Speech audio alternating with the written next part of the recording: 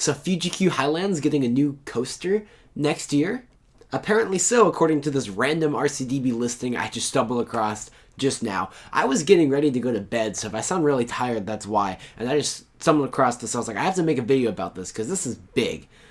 Unfortunately, there's literally no details that are actually useful. We know it's opening in July of 2020, but we don't have an exact release date. But opening in July.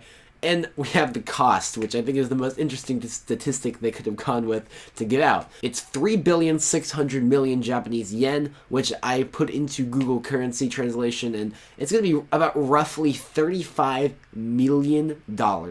Honestly, any other little coaster edition I wouldn't talk about, especially at a park in Japan, but a $35 million coaster is a really big deal. And it is entirely possible that this is one of the biggest additions of 2020 that we just haven't heard about yet, because European and especially Asian parks do not have the same tradition that US parks do of announcing everything coming the next year in like August. You may have noticed in like August that all the parks in the United States or North America in general release what's coming to the park next year before the first year is even over, as the summer's coming to a close. A lot of Asian parks and European parks don't do that. They just kind of build and open things whenever they feel like it. For all we know, this construction project's been ongoing for a while. This is probably a massive coaster, as I'll discuss in a second. And the construction has probably already been ongoing for them to be opening in July. At least the ground clearing has to be done by now. But no one would really notice because most of the coaster enthusiast community is concentrated in the US, and there's also a good chunk in Europe, but there just aren't that many enthusiasts in Japan posting online in forums and on YouTube and stuff that would notice this kind of thing. If a park like Kings Island in the United States started construction on something new, everyone would know immediately. It'd be all over the internet. But the same is just not true for a place like Fuji Q Highland. They could have been building something this whole time and we never would have seen it, which is probably what they've been doing. To put $35 million in context for you, Fury 325 at Carowinds cost $30 million to build, so $5 million less than this, and that is the world's tallest, fastest, and longest Giga coaster. Okay, it's actually not the longest Giga coaster. That's at Nagashimi Spotland. I forgot about that. But $30 million for Fury 325, and this is $5 million on top of that.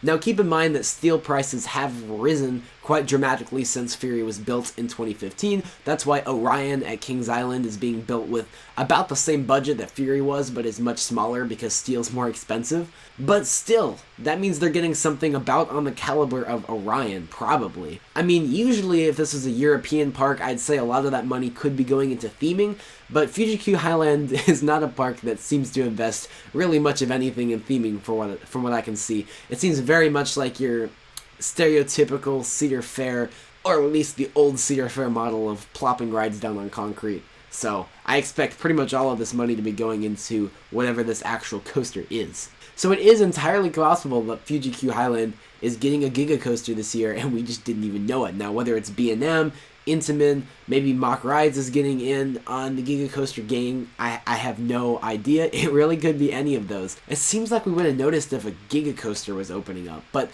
at the same time, how often do people talk about Steel Dragon 2000? The only Giga Coaster not in North America, also conveniently in Japan, and people just don't really talk about it. There's not that much hype or excitement around it, so it totally makes sense that there could have been a Giga Coaster going in this park the whole time, and we just didn't know. It also could just be some really massive other coaster model, not necessarily a Giga Coaster, but I'm definitely leaning on the Giga Coaster side. I don't really see any other type of coaster that could cost $35 million. Now keep in mind that $35 million is not exactly a set in stone figure because that's just a currency exchange from Japanese yen to US dollar. The value is fluctuating all the time, but it's in that general range where it has to be a really big ride. I also think we can definitely say it's either going to be from an American or more likely a European manufacturer, because Asian manufacturers of rides, for those of you who don't know, the Asian manufacturing policy, and I've seen no exceptions to this whatsoever, is to make the ride as cheap and crappy as possible. So there's no way that an Asian firm would be selling a ride for $30 million, much less building a ride that could be sold for $30 million in the first place. $35 million, actually. I'm leaning towards the side of European firm because that's where we have B&M and Mock Rides, both based in Europe, known for charging absurdly large quantities of money for their rides. Very high quality rides, but they charge absurd amounts of money for their rides. Intamin's usually a little bit cheaper, but not by much.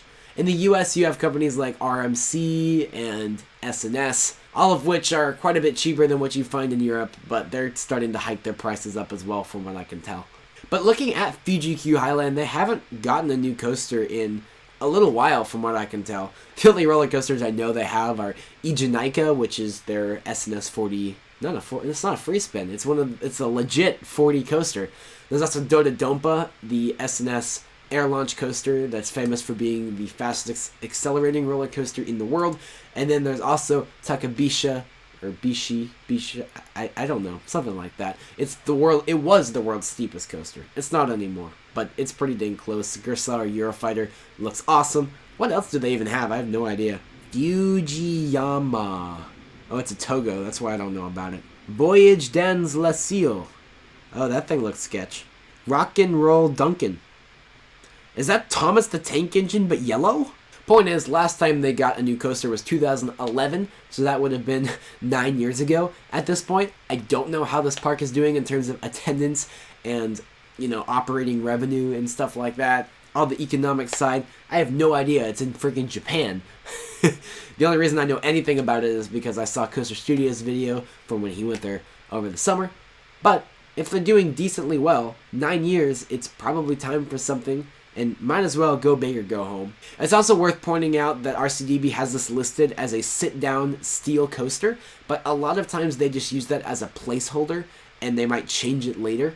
If they don't know exactly what kind of coaster, they'll usually put it in the database as a steel sit-down. So that could change later. This could be a massive wooden coaster or a massive invert. Very unlikely, but possible. There's no scale in there yet either, but I'm going to definitely err on the side. This is probably going to be an extreme coaster. I don't see how $35 million, I keep repeating that. Get that through your head. $35 million is... I don't see any way you could spend that on a family edition. I feel like I'm doing all this talking, trying to hype this up like it's going to be a Giga coaster and it's going to be awesome. And I can already tell it's either going to be a really crappy Giga coaster or some really obnoxiously over-themed family coaster where the theming made the cost go up to 35 million or 3 billion yen, whatever the heck. But I don't know. I'm feeling confident on this one, especially like I said, since this is in Japan at a park that is known for building wild rides like Dodonpa, world's fastest accelerating coaster. Takabisha was the world's steepest coaster. Giga is just Giga. And I totally would not be surprised for this park to be building a Giga coaster. But I think I've been rambling on and on enough at this point since we have literally no data other than the cost. But I think the cost tells us a lot more than you think about what kind of ride we can be expecting to see POVs of in July of this year, assuming it doesn't get delayed. So I want to hear down in the comments below what you guys think about this ride. What do you think it's going to be? And are you excited? What's the deal? There's so many unknowns at this point. We don't know what's going on here, but I'm really excited because that price tag seems really promising. And hopefully I'll see you guys again very soon, even if it's not to talk about this coaster, if we hear nothing else about this till July. But there's other stuff to talk about.